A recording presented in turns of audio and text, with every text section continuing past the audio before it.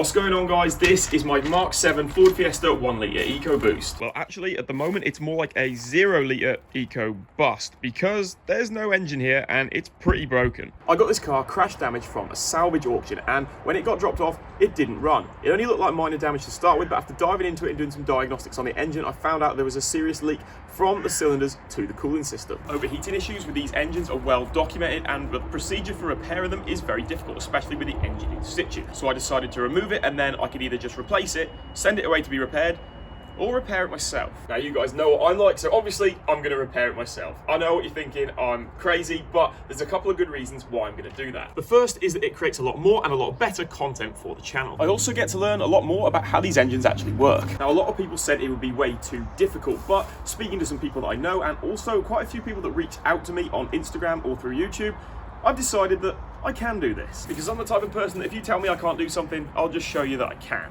That being said, I wouldn't be able to do it without the help of some really awesome people, and I'll talk about them a little bit later in the video. But for now, let's go start working on this engine. Okay, so here is the engine. It's up on an engine stand in my spare room. Now, this room actually used to be a garage, but before I moved in here, it was converted to another bedroom. I haven't used it for that. I kind of used it as a gym and a bit of an office for a while, but it hasn't been used for a long time because I've been storing a lot of stuff in here since my parents moved and dumped a load of stuff with me. But I've cleared this out, and now we can work on the engine in here. So I've already gone ahead and taken off the clutch, flywheel, and all that stuff, just so I could get the engine stand on here. This engine stand I got from SGS Engineering, the Black Friday sales. SGS is the same company that my jack came from, and also my tool chest as well. Now, I'm trying to think of how I want to tackle this first of all, and I think I'm going to start at the front. This is the front of the engine here, so I think the first thing I'm going to do is remove all the heat shield in here at the front, and then look at getting the rest of the exhaust and the turbo and all that sort of stuff off. I think that's where I'm going to start, and then probably move on to the accessory system over here, get rid of the alternator, the AC compressor, obviously the belt and everything, and then hopefully we'll have a little bit more room to see what's actually going on here and see what else I need to take off before we can get to the head, which is the main thing that I'm worrying about. Not much going on the back. There's obviously the oil filter housing, and I believe that's some sort of oil cooler, and not a lot else going on in the back really. So once we've got those accessory bits and the turbo and exhaust and everything off the front, then we should be cracking on quite well, and we should be able to look at getting some more stuff, you know, towards the top here off, and then hopefully we'll be able to see how we get the top of the engine off, because that way we can see what sort of damage we've actually got. Once we get the head off, we can see if the head's warped, see how bad the head gasket is, because I'm pretty sure that's gone, because I think that is what the problem with this engine is. Hopefully this isn't too confusing for you guys. If you remember in the last video I did on my Mark 6 Fiesta ST, we had engine problems. This is not that engine. Just to remind you, this is the 1 litre EcoBoost engine out of my Mark 7 that we removed a few videos ago now. So we're cracking on with this today, and I'm hoping to make a lot of progress. Luckily, because it's inside, I can also work in the evenings after work. That's why it's in here. So I'm going to crack on. I'm going to bring you guys along for the ride where I can. I'm not going to show you absolutely every nut and bolt, because I'll probably just make the video way too long and it'll be boring for you guys. But I'll tell you pretty much what I'm going to do as I go. Maybe I'll just film it in voiceover. We'll see how we get on. But nevertheless, let's crack on with removing some parts from this engine. I don't know what possessed me to start on exhaust parts. I should have known these would be a nightmare. They were all rusty, but that's just what you get with the natural heat cycling of the exhaust parts. Nevertheless, only one of the bolts snapped, and it wasn't that much of a problem. So I removed these and loosened the heat shield. I think for all the bolts that are looking a bit worse for wear, I'm probably just going to replace these, but there's still a lot to come off this engine, so I'm popping everything in a bag and labeling it up for the right part that it goes on. I'm also labeling up any lines and hoses that I'll need to remember where they go when I rebuild this engine.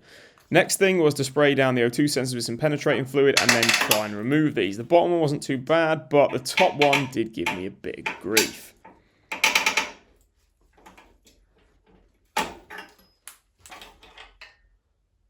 Okay, so the first snag is that I can't get the pre-cat O2 sensor out. I think my O2 sensor socket is a little bit too big. I got the bottom one off fine, so that's not too bad. But this one is unfortunately stuck. Now, I thought that was going to be me falling at the first hurdle, because without taking this off, I can't get the heat shield off, but I forgot we unplugged that when we removed the engine. So what I've got to do next is I've just got to take this AC line here out. That's already loose at that end. I've just got to take it off from here, and then once that's out the way, this heat shield should be able to come that way, and I can just take the heat shield off this line here, and we should be okay with that. So I'm going to get that off and then see what's hiding under here.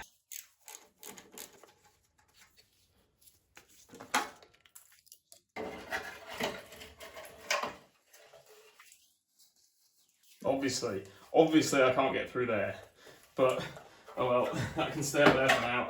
Okay, so I did eventually get the heat shield off of that stupid clip, so that oxygen sensor wiring is just kind of hanging there for now. I cannot get this off, even with the heat shield out of the way. Like, this is just not playing ball. That is just trying to round. The O2 sensor socket is the right size. I have measured it. Like, I've tried a 21mm spanner on there, and that's no good. It's a 22mm O2 sensor socket, but it will not fetch that off.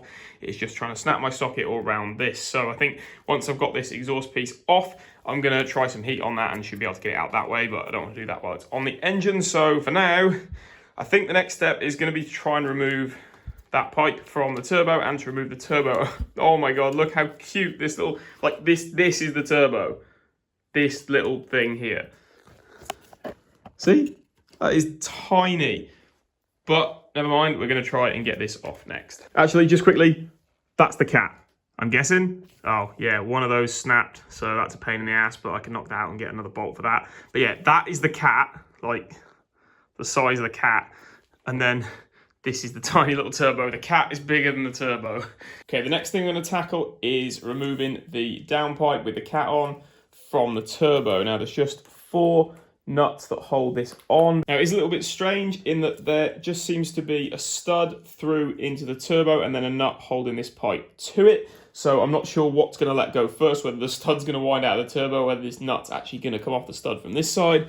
But then actually, the 4th one right at the back there is just a bolt that goes right the way through. So I'm not quite sure what's going on there. Maybe that's been off before and it snapped, so they just put a bolt in it. I really don't know, but let's try and get those off. Well, this 3rd one's the least rusty of all of them, so I'd expect this one to come off. It's also the tightest. I can't see why Ford would use a different size just for that, or why they'd use a bolt rather than the stud and nut combo they use and everything else. So I'm guessing that that one has been off before for something, and probably snapped, I'm guessing. Oh, that has actually just taken the whole stud out afterwards.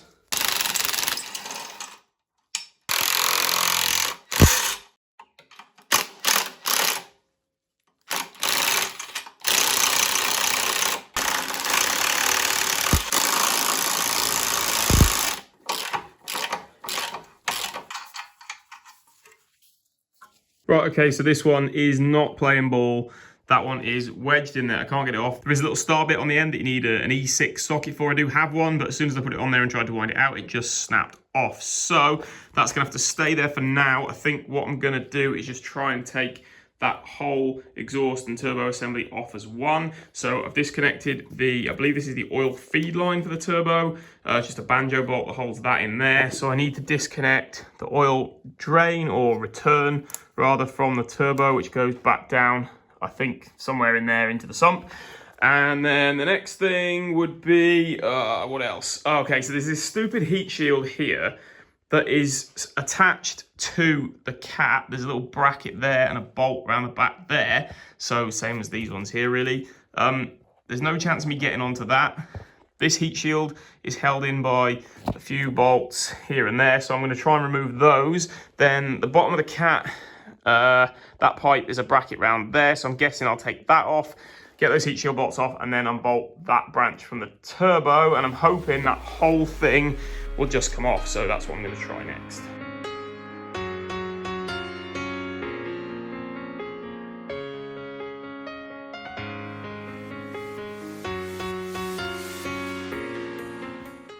Whew. Right, okay, here we go. Exhaust and turbo off.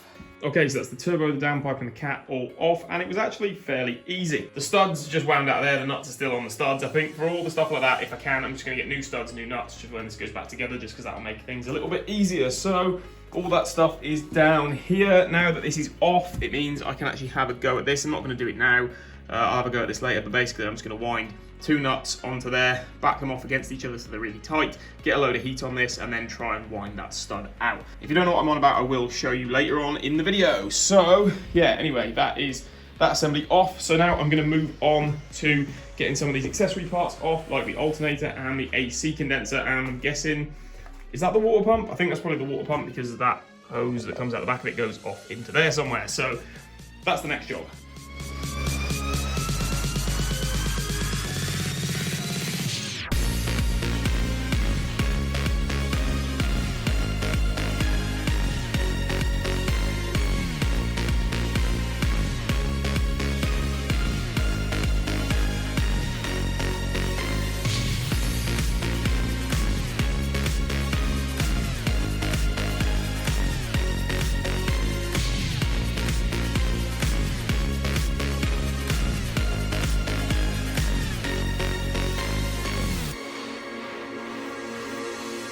Okay, so a lot of progress has been made. We've got all the accessory system off, so as you can see, the AC compressor's gone. I've still got this stud in here. This is the one that snapped when we tried to remove it, when we actually removed the engine from the car, but I've got a plan to get that out a bit later on, but I'm not going to worry about that for the moment.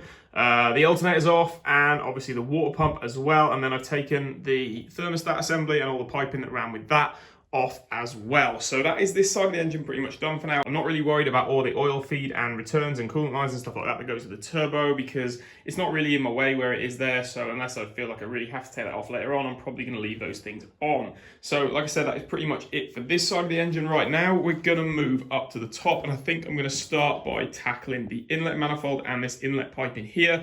I think it's just going to be a case of this big bracket down here and a few little things across the top, and then the manifold I assume is held on by these bolts at the back here. So I'm going to crack on and get those things removed, and then hopefully we can get this inlet off and have a bit more access to the top of the engine.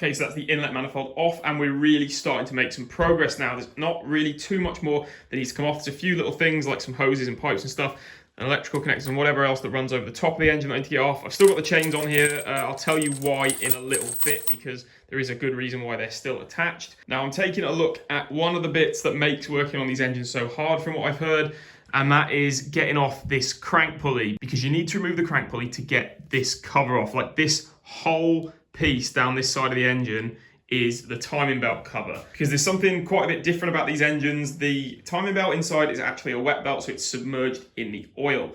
So this cover has to be properly sealed onto the head, the block, the sump, and all that sort of stuff. So that means that we have to do quite a lot of work before we can actually get the head off. This cover has to come off, meaning that pulley's got to come off, meaning that bolt's got to come out, and apparently those bolts are super tight. So that is going to be a bit of a pain, and I will get onto that, but there is a few little bits that I need to do that I'm still waiting on for them to arrive. So I am going to crack on and get as much as I can removed from the top of the engine. I'm not going to remove the rocker cover just yet, because I'm just not ready to do that bit until those bits that I'm waiting on come. But hopefully they come in the next couple of days, and then we can make even more progress with this engine, but I'm really happy with what we've got done so far. Okay, so it's time to start removing those last few little bits off the top of the engine. As you can see, I've now got some help as well.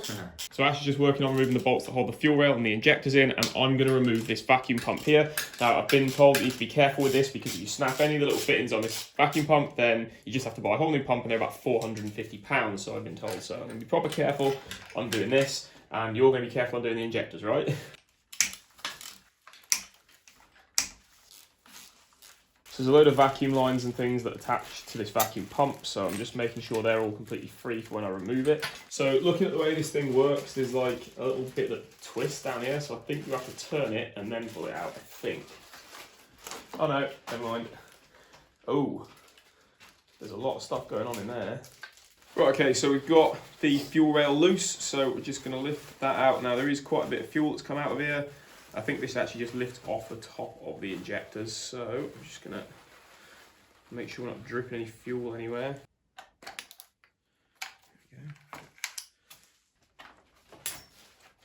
we go. Right, okay, so the fuel rail is off, and we've got all the injector plugs off. I'm getting a little bit worried about the injectors just sort of sitting in there in case they get dirty, so we want to get the rocker cover off as soon as we can, so we can get to those injectors and get them out. So I'm just going to get this little bit of heat shielding off here, and then we're hopefully going to be ready to take the rocker cover off.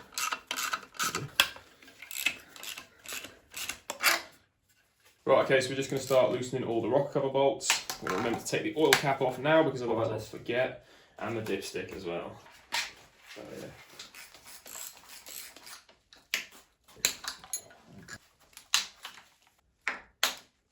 Okay, so all the rocker cover bolts are loose. Now what I want to do is make some sort of drawing or a diagram or something so I know where all of these bolts actually go, because they're all going to be different lengths and sizes and whatever. They're all 10 mils, but There's just so many different ones and it's not like even, so I'm just going to try and make sure I know exactly where everything goes before we actually take them out. Okay, so what we've decided to do just really quickly is make a little diagram and number every single bolt that holds the rocker cover on, and then I'm just gonna take a little piece of masking tape with a number on and put it around each of these bolts before I put them in the little bags and then label them up so we know exactly which bolt goes where when we come to put this back together. Okay, so our little plan of the diagram, we might not need it because these bolts don't actually pull out. It's almost like they're in a little insert which slots into a hole in the rocker cover, but that can stay in and the bolt is actually loose from the head underneath. So I think we're going to be all right. We don't actually need to remove the bolts. They can just stay in there while the rocker cover comes off. There we go. Oh, hang on. I think a couple of these up. Okay, so the rocker cover's off, and at first glance, it doesn't look too bad in here. Now, I don't really know what I should have been expecting. I guess I was kind of expecting to be all sludged up in here. I know this isn't too old a car and too old an engine. I mean, God knows if this has been replaced in the past anyway, but still, I don't think it looks too bad in here. Everything looks pretty clean, so hopefully this car was actually looked after and it's just been unfortunate with what's happened to it. The belt also seems to be okay. Like, I mean, I guess it did crank over, so I expected that to be fine, but like it looks in decent condition. I will be replacing that regardless.